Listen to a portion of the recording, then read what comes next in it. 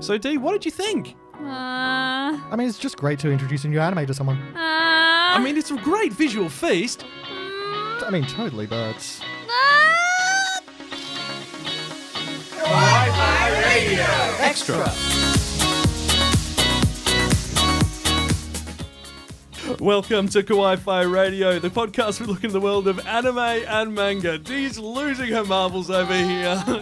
I'm Kyle, and with me are my co-hosts, Dee and Dee and Kenny. I don't know who's who anymore. Hello, I am now Coco number 2.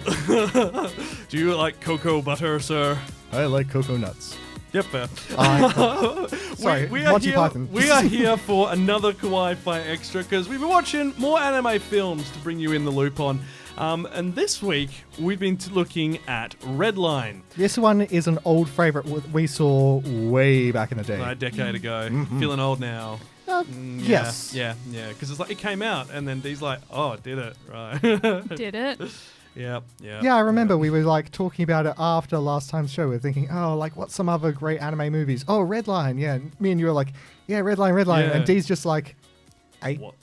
What is this? What is this? What are you guys talking about? And I think you guys just about murdered me when I said that because you were all shocked. We were shocked, but we're not vengeful anime Yes, fans. fair. No, that is for no, never mind. Lulling me into Dragon a Ball false sense of Eva. security. we do not speak the forbidden name. I mean, I know that's generally supposed to be my thing, but no. Yeah. So look, Redline, if you haven't heard of it, is a 2009 sci-fi racing film by the studio Madhouse. It is bonkers. Absolutely, yeah. Like, anyone here remember that old Hanna-Barbera cartoon, Wacky Races? Yeah, Yes. yeah. I do actually. For people not in the know, it was sort of like if you mix the Flintstones and Jetsons, and if you guys don't know what those are, I feel old. But basically, it was like a car race to the finish line where there are no rules. People could throw bombs at each other or swing maces. Or put on traps. Exactly. So you're talking about Mario Kart? Essentially, the predecessor to Mario Kart. Pretty much, yes. But look, first things first, Redline, this does have a parental guidance recommendation. This is actually rated R due to mild nudity and some swearing in it. Oh, wow. Are we even allowed to talk about It's this? an extra episode. It is not standardized. Fair enough. And let's be honest, most of the people who are listening to us are of the R+ age bracket anyway, or close enough to it, which we've discovered through our feedback from the information we've got from the podcast and YouTube, which is great. Wicked. I mean, it's nice to sort of hold up the facade of family friendly. No, look, we are family friendly, and we will not be discussing the specifics of it. So just so the parents know that this is not something to put on while the little twinks are up and about. Put them to bed first. Absolutely. Now, this is a shattering of the eyes. Yeah, I don't know what I looked at. I mean, where I was looking half the time I was watching it just kept going. This is, we'll get to the synopsis of this in a moment, but you went into this with pretty much nothing. I knew it was about cars. Yeah. I resisted the temptation to send you a trailer because it would say too much. I read one line on the Wikipedia page and I was like, I'm bored now. But I looked at the like cover art and I was like, yeah, the main guy looks kind of funky. I was like, yeah, I'll give it a go. Why not? Cars sound cool. Anime's good. Yep. It was a good time. And then you were just like, oh. Yeah, It's a bit exhausting, isn't it? Absolutely. I didn't realize that it had gone on for as long as it had. It kind of felt like I got transported to another world for about 2 hours. And then I came back and I was like, where have I been? I know. And then we were like, wow, we need a moment. So Redline is a wonderful futuristic original story. It was written and, it was a directorial premiere of Koeki Takahashi.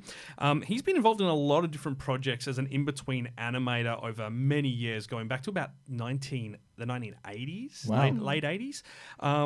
Afterwards, he went on to direct the recent R-rated Lupin the Third films, Jigen's Gravestone, Goemon's Blood Spray, and Fujiko Mine's Lie, as well as being involved in the Woman Named Fujiko Mine spin-off series, also R-rated and more mature content. I mean, now that you mention it, those ones were very, very different stylistically and had a whole thing about like making the shadows like really deep black and like making really hard outlines around the animation. There's a lot of interesting stuff this guy's connected to. So he was influenced by both Western and Eastern animators, primarily Frank Miller, who did some of the most epic runs of Daredevil and several other Marvel comics. Mike Mignola from Hellboy, the Yeah, I original can see designer of that. And Katsushito... I messed this up. Katsushito Ishii, who is a well-known director and creator of older anime films in Japan.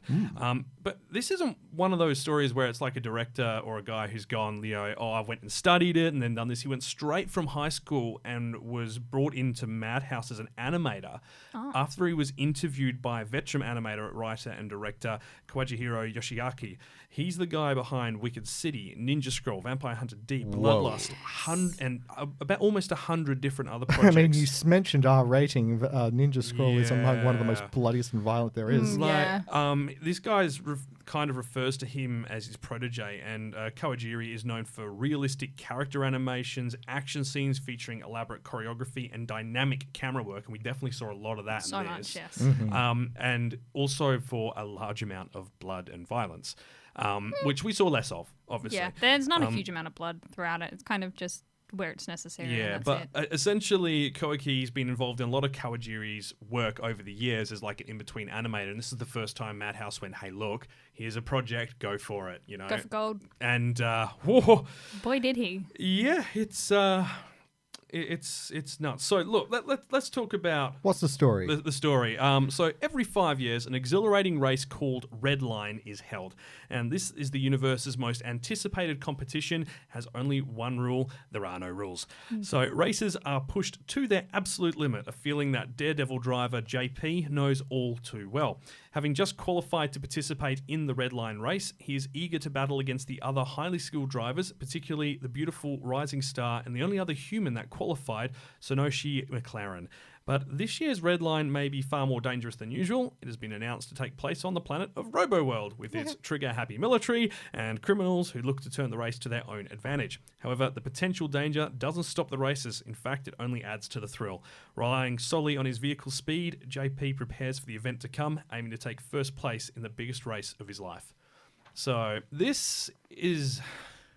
It's very beautiful. It's beautiful, but it's a rush. It's Yeah. probably Yeah. the easiest way to explain There's it. never a moment to kind of sit back and take in what you've just watched. It just keeps going and going and going. You kind of get a feel for the universe within the first couple of Minutes frames, or so, yeah. I'd Or say. even frames, A few yeah. frames. Like, one of the first things you see is like this really, really almost artistic close-up of like the bottom of some guy's boot all cracked and worn. There's like coins and stuff on the ground, and then it cuts up to like the owner of this boot, and it's some guy with a dog face, guy watching the race. Yeah, like a humanoid dog wouldn't be out of place in Beastars or... And so Absolutely you're watching not, this yeah. going, okay, aliens, established, gotcha, next. And It's like the art style reminded me of Megalobox in particular, and well, more that Megalobox's art style reminds me of that, and that harkens back to the 80s animation style as well. Definitely. But it was all hand drawn as well, which is unusual for 2009. I have the facts for this here. Yeah, over 100,000 hand-drawn images went into creating this. Wow. And incredible. the official timeline of the production took 7 years. Wow. Like So it they was, started in about it was meant- 2002? 2002. Yeah. Yeah. I mean, I believe you were telling me, Dee, that this was meant for release at around 2009 at a film festival. Yeah, I think it got pushed back a couple months because they Yeah. weren't making the original cut, the original time frame for it, and they didn't want to rush it. So they were like, you know what, we're just going to push it back. And so it therefore pushed it back. I think it was supposed to be in 2008 that it got released, and it pushed it back to 2009 seasons. Yeah, it looks. I think it was meant to be released along with like 3 other films by Madhouse. Like they were saying, this is the upcoming mega. All these films we've got coming out and these projects, and then they were like, oh, we'll have to drop that off, and I'm going to need to run some research to find out what the other two are. made its debut at the 2000.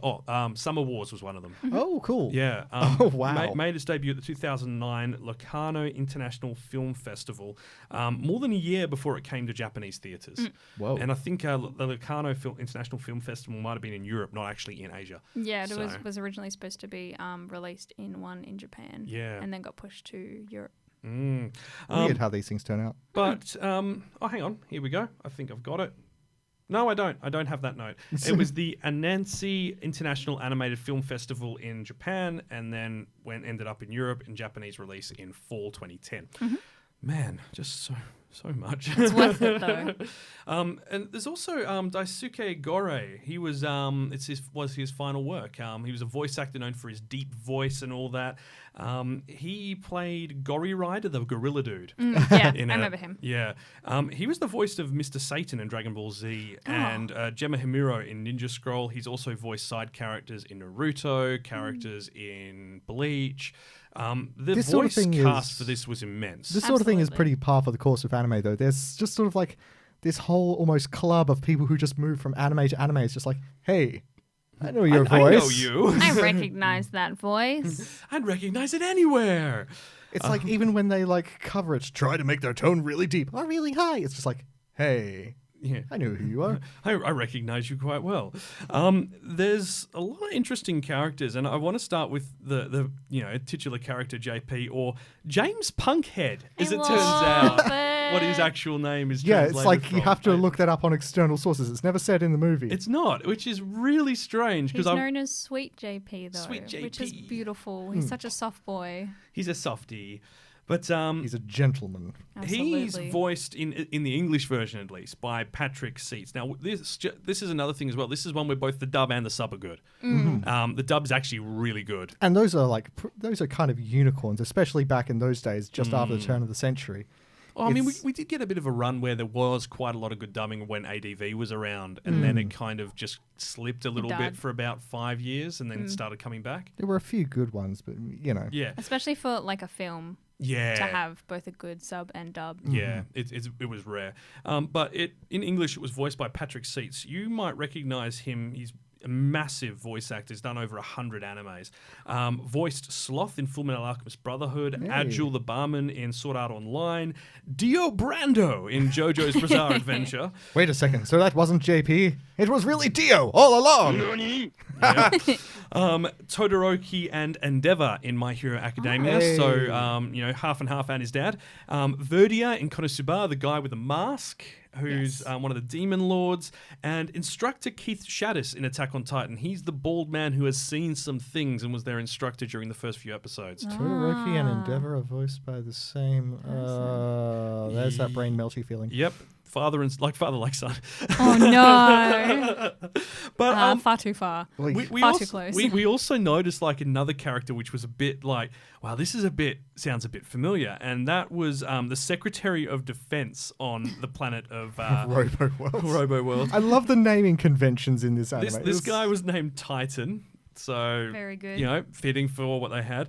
He's voiced by Doug Erholtz, who voices Wiz in Dragon Ball Super, which we just kind of went, oh wow! But he's also been in JoJo's Bizarre Adventure, Naruto, and Bleach. Like I said, it's the whole like club thing. Everyone just sort of moves from anime to anime. This is the one which surprised me. Sonoshi McLaren, the main female character of the film. She's voiced by Michelle Ruff. She's Luna the cat in all of Sailor Moon. Every single rendition, including Crystal. Makes so much sense. Rukia in Bleach. Satoru in Erased, the main male character.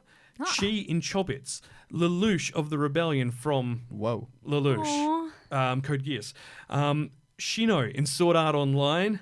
Fujiko in Lupin the Third from Part 2 onwards. And she is the voice of the Tachikomas in Sword Art Online. Not Sword Art Online. Ghost in the Shell standalone complex. Okay, now I want to see that crossover. That's amazing. She has such a cute voice, and She she did. fits it so well. She really I was does. absolutely in love with her It's character. such a diverse voice. Now that you say all that, I I'm trying know. to piece And those all she- together. Voice acted a male as well. Did you Yes, say a male several- character? That's several male characters. incredible to Yeah. have that amount of range. She does, and she's not like one of these young voice actors who's only just come into it. She's been doing this since the 90s, so this is heritage here as far as like voice acting goes. No, she's Man. done all of the Luna Yeah, acting. yeah, Yeah, for Sailor Moon. absolutely. Yeah, it's kept her busy for a long time. Kind of want to go back to Robo World. Yeah, let's talk about Robo World. So the film starts off with a race that JP's in. It Yellow ends, the Yellow finale of the Yellow Line competition. It's sort of like the preceding event. Whoever wins here goes on to Red Yeah, Line, because there was the Blue Line, and then there's which is the, hinted at in another one. a Yeah. yellow something. Yellow like, phase?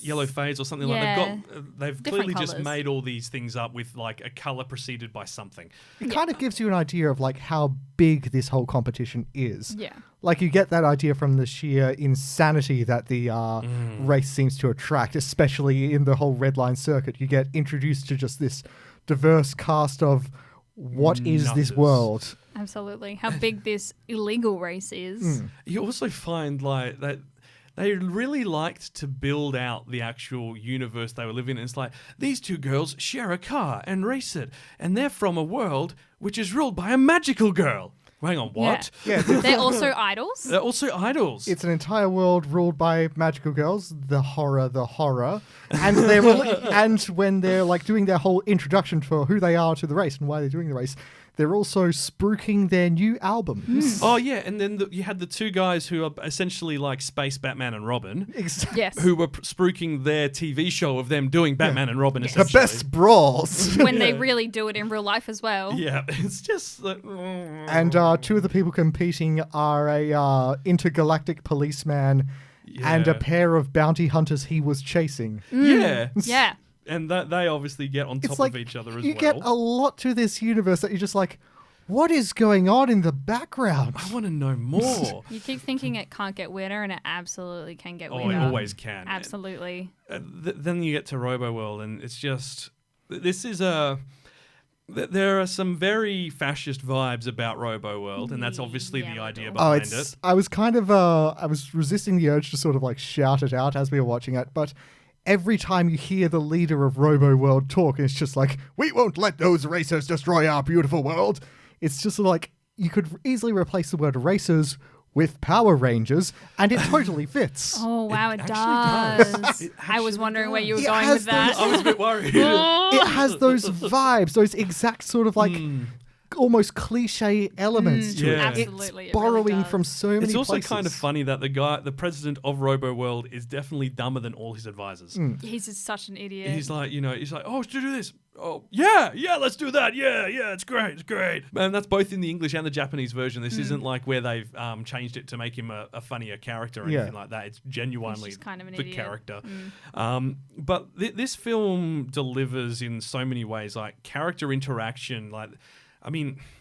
What was the last film review we did a couple of weeks back? It was Ghost- Metropolis. Oh, yes, Metropolis. Yeah. So in Metropolis, like, we talked about how you saw the characters interact and grow. This isn't about that. This is about the journey as opposed to about the characters. And Absolutely. sure, you'd learn a little bit about the characters throughout and their interaction, but that's not the focus. Yeah, you get to see them all sort of like come to the same bar and start a bit of a brawl. You see their sort of like individual videos of like them introducing themselves to the racer like advertising agency. But you don't get much beyond that, and you don't need to. You don't. You get There's a lot kind of- of everything. There's a lot of like loose threads that never kind of get explained, but you're like, you Yeah. know what? I'm not even like upset about that. Yeah, And, like 'cause- it adds to it. It makes it feel like you've taken a snapshot out of a world and you've just seen this moment, this epic race. That was a big event. And Well, I mean, was that it. kind of raises a question. Would you have this as a series? Oh, yeah. Ooh, yes, it would be. A I'd beautiful love series. to see like them rise up from like Blue Line in season 1, the big finale, Yellow Line season 2, then Red Line is the final race and the preparation for the 3rd season. Like, give it that whole kind of shonen... movie. Yes. You give it that whole kind of shonen thing where they're talking about what's going on and then they have like a full half hour of flashback to show their origins. Oh, Yes. I can see JP going up to another racer in the pit and headbutting him. Yeah, I can see that. How? I can see With that hair? With the hair. The with hair is beautiful. Don't mock the hair. I'm not mocking the hair. It's just like, what happens when you get headbutted by that? Do you just sink into the hair, never I'm trying be to seen remember, have I again? forced you to watch Air Gear yet? And the guy who's got like the pompadour, which is hidden inside a wolf head, like a... No, okay. So there's I this... do know what you're talking Is about. that going to You be do? in It's forced excellent. viewing? Yes, it will be a Yes. forced viewing. Got it. I've read the entire manga. It goes very strange places. So in Air Gear, it's all about people who use roller skates, which have essentially engines inside each of the wheels. That's cool. Yeah, and it's become almost like a gang warfare sort of thing. One of the clubs that the main team go up against, or gangs that they go up against, is a group called like the Desroa Dogs or Bezroa Dogs or something like that. They all wear like motorcycle masks, which have like a pug face to them, and the leader's got like a... Oh, what sort of dog would you call it? Like a pointer or something like that. Doberman? Yeah, Doberman. Yeah, But similar. It's, the Doberman shape encapsulates his pompadour. Excellent. It's So he beautiful. headsbutts people with his pompadour in the metal encased shell. That's what I'm thinking of that sort of action from JP, because it would be so ludicrous, and the fact that his head didn't break or go squish, that would make, because how mad this series is, it would just fit. It just fits. Like anything that would go, like if any of our listeners have seen Space Dandy, anything that goes in Space Dandy goes for Redline. Absolutely, yeah. I forget. Have we asked you? Have you seen Space Dandy D? I've seen bits and pieces of it. Yeah, yeah. I don't think we ended up finishing the second season, so we need to get back to that. Yeah. Have to do another viewing session. From what very I intense. understand, there's like no main plot, so it's just more of the same, and I'm okay with that. Yeah. Well, I mean, the whole plot is described in the first episode. They tugged on a cosmic string, and these are all the random effects that happen across the multiverse. Go Very figure. good. So with that, you can catch Redline on Google Play, YouTube, and Amazon Prime in various regions. I think on Google Play and YouTube, it's less than $5. It's pretty which, good. It's If you definitely approach, worth it. if you can approach the age range on this, and a lot of our listeners can, just check this out. This is great. It's an hour 42 of your life that you'll never get back, but you'll be very glad you spent. And Absolutely, the yeah. last seconds of it are just Yeah. Oh, it's so beautiful. random. I loved it. Oh, I loved it, and then I hated it, and then I loved it again, so it's fine. it's this so beautiful weird. visual feast with just one moment that sort of like snaps you out. I think that's sort of the thing. It's like you get sucked into the world of these races and like all that's going on. I think the bit that we are talking about, no spoilers, is just sort of there to sort of like snap you out of it, like For a second, yeah. like a hypnotist saying 3, 2, 1, you're back in the room. It ruins your immersion, yeah. And there's actually definitely like a couple of different scenes throughout the film. Like there's a change of the like drawing style as well. Yeah. Real suddenly once during the film, and you're like, hang on, wait, what? What just Wait, happened? and it is never explained. It's, It's just never there. explained. And you're It's like, like all right. a random cross, like they're talking something on the news, and it goes to like a family in a house, and you're like, why is this in a different art style? Yeah, it's just, And they're there. just commenting. Don't and then- expect explanation. Yeah. No, there's No. none. If you enjoyed Space Dandy, you'll love this. Oh yeah. Absolutely. Just, make sure you're sober when you watch it. I mean that all forms of sober, because this will not go well. Yeah. Yes. Take care of And not yourself. sleep deprived Not either. sleep deprived either. You'll have some whack dreams You afterwards. definitely will. Just take a couple of days, prepare yourself for this. Prepare for some damage. Become a healthy, functional human just for a day. Then go back to whatever. We'll be right back after this. Kawaii-Fi Radio.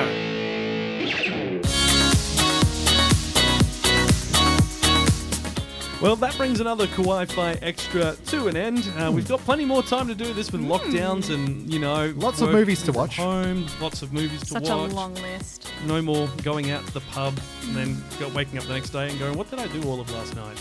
Watch lots of anime. Watch lots of anime. Watch lots of anime. That's what we do all the time. We will be back next weekend with another full-length Kawaii-Fi episode.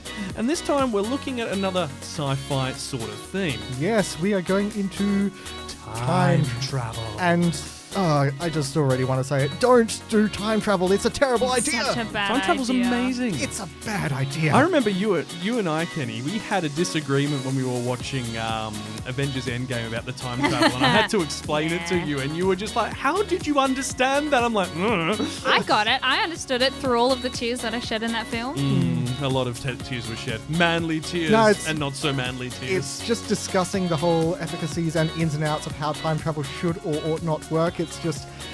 Anyway, we'll talk about that on the day. So we'll be looking at shows like There'll Haruhi be Suzumiya diagrams. and the film The Girl Who Leapt Through Time, plus one more which you'll have to wait to find out all about. But between now and then, make sure you look after yourself, and as ever, Watch some lots of anime. anime. Watch some anime.